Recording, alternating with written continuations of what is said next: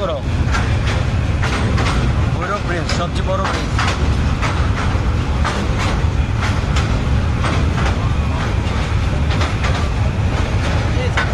ও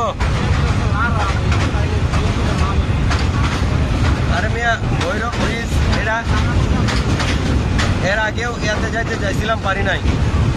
কুমিল্লা যখন যাই তখন ভিডিও করতে চাইছিলাম, পারি নাই। ওই যে ওইদিকে হইলে রাস্তা, ওইদিকে হচ্ছে স্থলপথ, এদিকে আমরা যাচ্ছি হচ্ছে ওইদিকে স্থলপথ। এই যে আরেকটা ট্রেন ক্রস করতেছে, ওয়াও বিউটিফুল সিনারি। আগের বারও সেম এরকমই হচ্ছে একটা সিন তৈরি হয়েছিল, দুর্দান্ত। পানির যে ঢেউ মারাত্মক।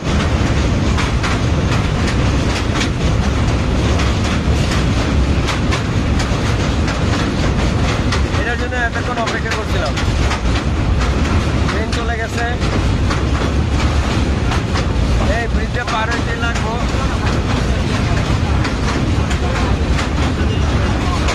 আমি দিলাম রাহ, সাউন্ডটা রিমুভ করে দিও, পুরাপুরি ভিডিও।